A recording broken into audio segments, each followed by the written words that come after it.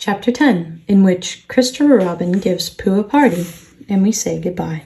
One day when the sun had come back over the forest, bringing with it the scent of May, and all the streams of the forest were tinkling happy to find themselves their own pretty shape again, and the little pools lay dreaming of the life they had seen and the big things they had done, and in the warmth and quiet of the forest the cuckoo was trying over his voice carefully and listening to see if he liked it, and wooden pigeons were complaining gently to themselves in their lazy comfortable way that it was the other fellow's fault. But it didn't matter very much. On such a day as this, Christopher Robin whistled in a special way he had. An owl came flying out of the 100-acre wood to see what was wanted. "Owl," said Christopher Robin, "I'm going to give a party." "You are you?" said Owl. "And it's to be a special sort of party, because of what Pooh did when he did what he did to save Piglet from the flood." "Oh, that's what it's for, is it?" said Owl. "Yes, so will you tell Pooh as quickly as you can, and all the others, because it will be tomorrow." "Oh, it will it?" said Owl, still being as helpful as possible. "So will you go and tell them, Owl?" Owl tried to think of something very wise to say, but couldn't, so he flew off to tell the others. And the first person he told was Pooh. "Pooh,"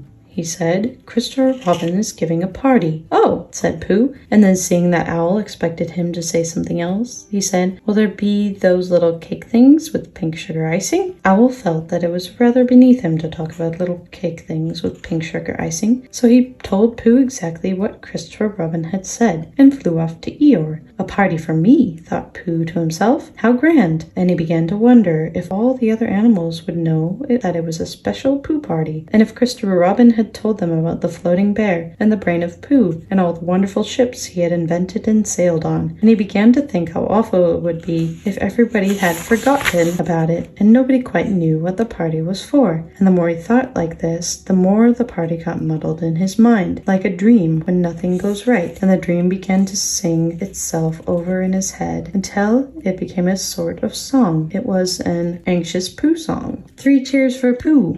"For who?" "For Pooh." "Why, what did he do?" "I thought you knew.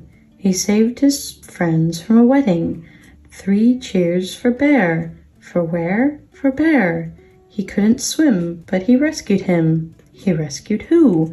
"Oh, listen, do. I'm talking of Pooh." "Of who?" "Of Pooh. I'm sorry, I keep forgetting." "Well, Pooh was a bear of enormous brain." "Just say it again." "Of enormous brain." "Of enormous what?" "Well, he ate a lot, and I don't know if he could swim or not, but he managed to float on a sort of boat." "On a sort of what?" "Well, a sort of pot. So now let's give him 3 hearty cheers." "So now let's give him 3 hearty witches, and hope he'll be with us for years and years, and grow in health and wisdom and riches." 3 cheers for Pooh." "For who?" "For Pooh." 3 cheers for Bear." "For where?" "For Bear." 3 cheers for the wonderful Winnie-the-Pooh. Just tell me, somebody, what did he do? While this was going on inside him, Owl was talking to Eeyore. "Eeyore," said Owl, "Christopher Robin is giving a party." "Very interesting," said Eeyore. "I suppose they will be sending me down the odd bits which got trodden on. Kind and thoughtful. Not at all. Don't mention it. There is an invitation for you." "What's it like?" "An invitation." "Yes, I heard. Who dropped it?"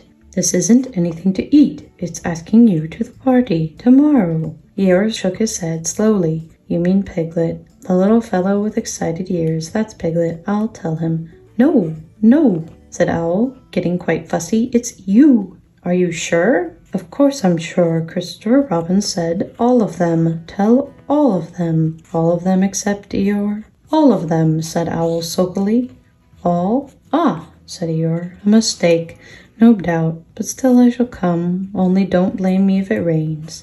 But it didn't rain. Christopher Robin had made a long table out of some long pieces of wood, and they all sat around it. Christopher Robin sat at one end, and Pooh sat at the other, and between them on one side were Owl and Eeyore and Piglet, and between them on the other side were Rabbit and Roo and Kanga, and all Rabbit's friends and relations spread themselves about on the grass, and waited hopefully in case anybody spoke to them, or dropped anything, or asked them the time. It was the first party to which Roo had ever been, and he was very excited. As ever they had sat down, he began to talk. "Hello, Pooh," he squeaked. "Hello, Roo," said Pooh.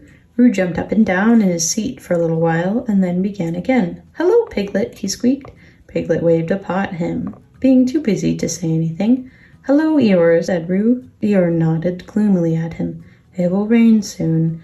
You see if it doesn't, he said. Roo looked to see if it didn't, and it didn't, so he said, Hello, Owl, and Owl said, Hello, my little fellow, in a kindly way, and went on telling Christopher Robin about an accident which had nearly happened to a friend of his whom Christopher Robin didn't know, and Kanga said to Roo, Drink up your milk first, dear, and talk afterwards. So Roo, who was drinking his milk, tried to say that he could do both at once, and had to be patted on the back and dried for quite a long time afterwards. When they had all nearly eaten enough, Christopher Robin banged on the table with his spoon, and everybody stopped talking and was very silent, except Roo, who was just finishing a loud attack of hiccups and trying to look as if it was one of Rabbit's relations. This party, said Christopher Robin, is a party because of what someone did, and we all know who it was, and it's his party because of what he did, and I've got a present for him, and here it is. Then he felt about a little and whispered, Where is it? While he was looking, Eeyore coughed in an impressive way and began to speak. Friends, he said, including Ottomans, it is a great pleasure, or perhaps I had better say, it has been a pleasure so far to see you at my party.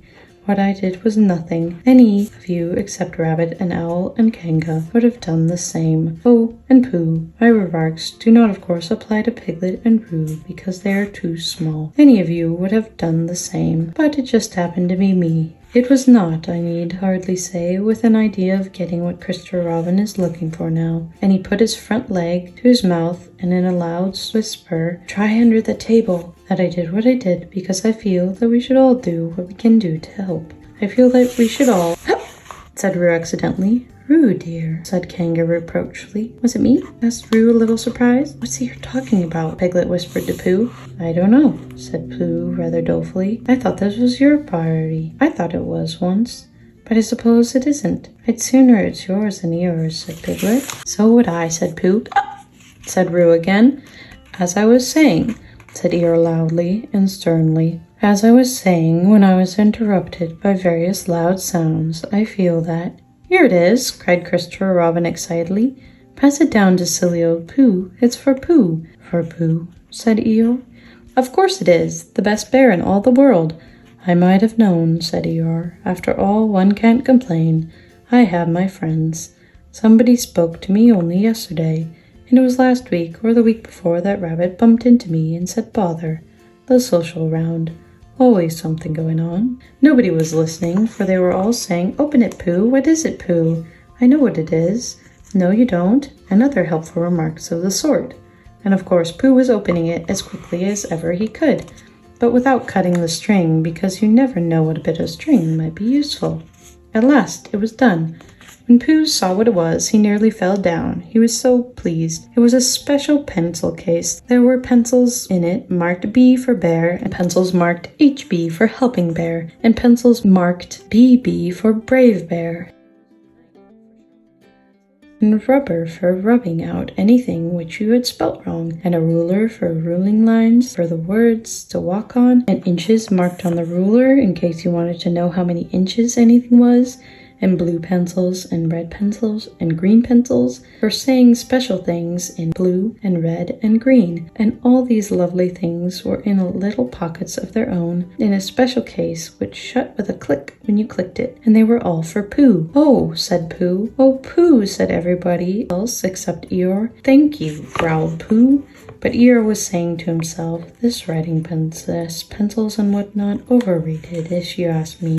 Silly stuff, nothing in it. Later on, when they had all said goodbye and thank you to Christopher Robin, Pooh and Piglet walked home thoughtfully together in the golden evening, and for a long time they were silent. When you wake up in the morning, Pooh, said Piglet at last, what's the first thing you say to yourself? What's for breakfast? Said Pooh. What do you say, Piglet? I say, I wonder what's going to happen exciting today, said Piglet. Pooh nodded thoughtfully. It's the same thing, he said. And what did happen? Said Christopher Robin. When? Next morning. I don't know. Could you think and tell me and Pooh sometime? If you wanted it very much. Pooh does, said Christopher Robin. He gave a deep sigh, picked up his bear by the leg, and walked off to the door, trailing Winnie-the-Pooh behind him. At the door he turned and said, Coming to see me have my bath?